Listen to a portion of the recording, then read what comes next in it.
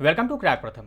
आपने दिल्ली और एनसीआर वाले क्षेत्र में आपने देखा होगा कि ठंड के समय क्या होता है, यहाँ पर जो वायु गुणवत्ता होती है काफ़ी ख़राब हो जाती है और शहर पे एक प्रकार से धुंध आप देख रहे हैं इस तस्वीर में इस प्रकार से बन जाती है। कारण क्या है कि इसके जो आसपास वाले जो राज्य हैं जैसे कि पंजाब, हरियाणा, राजस्थान, उत्तर प्रदेश, यहाँ पर किसानों के द्वारा क्या होती है कि खेतों की जो परालियाँ होती है यानी कि जो ठुंड बच जाते हैं उसे जला दिया जाता है और उसके धुएँ इन शहरों पर आकर के जम जाते हैं और उसका कारण क्या होता है, यहाँ की जो वायु गुणवत्ता होती है वह खराब हो जाती है। इसीलिए इसको रोकने के लिए केंद्र सरकार के द्वारा एक विधेयक प्रस्तुत किया गया है जो कि अब पारित भी हो चुका है। इस विधेयक का नाम है the commission for air quality management in NCR and adjoining area, यानी कि जो राष्ट्रीय राजधानी क्षेत्र है एवं उसके जो संबद्ध क्षेत्र है वहाँ पर वायु जो गुणवत्ता में खराबी आती है उसके प्रबंधन के लिए एक आयोग यानी कि एक आयोग बनाया जाएगा इस बिल के द्वारा।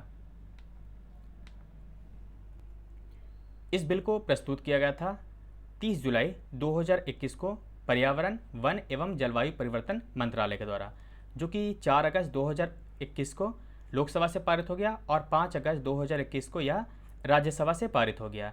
इस बिल के द्वारा एक आयोग का गठन किया जाएगा जो कि एनसीआर और उसके जो एडजॉइनिंग एरिया यानी कि संबद्ध क्षेत्र है वहाँ पर कोऑर्डिनेशन का काम करेगी यह कमीशन।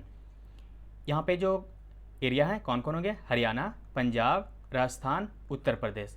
इसके अलावा ये जो कोऑर्डिनेशन के अलावा रिसर्च, पहचान आदि यहाँ पर यानी कि जो समस्या है उसे निवारण के लिए एक आयोग गठन किया जाएगा इस बिल के द्वारा।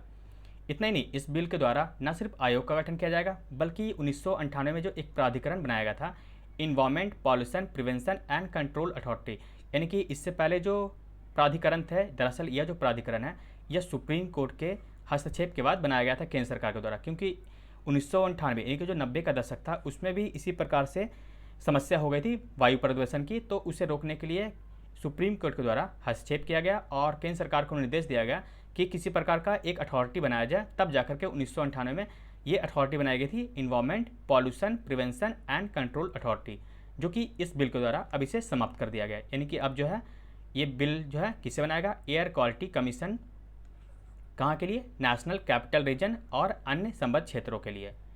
तो इसमें जो मुख्य प्रावधान है चलो इसे देखते हैं। इसमें एक चेयरपर्सन होगा, यानी कि इसमें जो आयोग बनेंगे इसमें एक चेयरपर्सन होंगे यानी कि जो एक अध्यक्ष होंगे। इसके अलावा एक ज्वाइंट सेक्रेटरी स्तर के सदस्य होंगे, यानी कि सदस्यों की बात करें तो एक ज्वाइंट सेक्रेटरी होंगे जो चीफ कोऑर्डिनेटिंग ऑफिसर का काम करेंगे। इसके अलावा इसमें एक फॉर्मर यानी कि पूर्व ज्वाइंट सेक्रेटरी होंगे केंद्र सरकार के, जबकि 3 जो होंगे स्वतंत्र तकनीकी सदस्य होंगे जिसे एयर पॉल्यूशन संबंधित एक्सपर्टीज हो। इसके अलावा 3 जो सदस्य होंगे वो एनजीओ से जुड़े होंगे, यानी कि एनजीओ से भी 3 सदस्यों को इसमें शामिल किया गया है। ये जो सदस्य होंगे और ये जो अध्यक्ष होंगे इनका कार्यकाल रखा गया 3 वर्ष या फिर 70 वर्ष जो भी कम हो, यानी कि 3 वर्ष या फिर 70 वर्ष जो भी कम हो वह इनका कार्यकाल होगा। इसमें कुछ पदेन मेंबर को भी शामिल किया गया है जैसे कि केंद्र सरकार एवं राज्य सरकार के सदस्य। इसके अलावा जो तकनीकी सदस्य होंगे यानी कि सीपीसीबी, केंद्रीय प्रदूषण नियंत्रण बोर्ड, इसरो और नीति आयोग के जो तकनीकी सदस्य होंगे वो भी इसमें पदेन मेंबर के रूप में कार्य कर सकेंगे। इसके अलावा इसमें जो विभिन्न मंत्रालय हैं उससे भी संबंधित इसमें प्रतिनिधियों को शामिल किया जा सकता है इस आयोग में। इसमें जो आयोग है उसमें सदस्यों और उनके जो अध्यक्ष हैं उनका चयन कैसे किया जाएगा, दरअसल इसके द्वारा केंद्र सरकार के द्वारा एक कमेटी का गठन किया जाएगा। किसका, एक सिलेक्शन कमेटी को, जिसको हेड करेंगे minister of environment and forest and, ये जो यानी कि जलवायु परिवर्तन मंत्रालय, वन मंत्रालय के जो मंत्री होंगे वे इसके अध्यक्ष होंगे इस सिलेक्शन कमेटी के। इसके अलावा इसमें जो अन्य सदस्य होंगे यानी कि इस सिलेक्शन कमेटी की बात कर रहे हैं जिसमें कैबिनेट सेक्रेटरी और 3 मंत्री भी, यानी कि commerce and industry minister, road transport and highway और साइंस एंड टेक्नोलॉजी, ये जो 3 मंत्री हैं वो इसमें शामिल होंगे सदस्यों और अध्यक्षों का चुनाव करने के लिए, यानी उनको सिलेक्ट करने के लिए। इसके फंक्शन क्या होंगे, इसका फंक्शन होगा कोऑर्डिनेशन करना, यानी कि सबसे पहले एक तो समन्वय करना, क्योंकि बिना समन्वय के जो कार्य होते हैं वो संपन्न नहीं हो पाते हैं। इसलिए जो एनसीआर है और अन्य क्षेत्र जैसे कि हरियाणा, पंजाब, राजस्थान, उत्तर प्रदेश, तो वहाँ के राज्य सरकार के द्वारा यहाँ पर समन्वय का प्रयास किया जाएगा इस आयोग के द्वारा। इसके अलावा ये जो आयोग है एनसीआर में किस प्रकार से एयर पॉल्यूशन को रोका जाए उसके लिए यह प्लानिंग भी कर सकेगी, और जो पॉल्यूटेंट है यानी कि जो वायु प्रदूषक होते हैं उसकी पहचान की जा सकेगी, उसके लिए फ्रेमवर्क बनाया जाएगा। इसके अलावा आयोग के द्वारा ये रिसर्च एंड डेवलपमेंट का भी कार्य किया जाएगा, ट्रेनिंग भी दी जाएगी ताकि जो वायु परिवर्तन हो रहे हैं उसे रोकने के लिए जागरूकता उत्पन्न हो।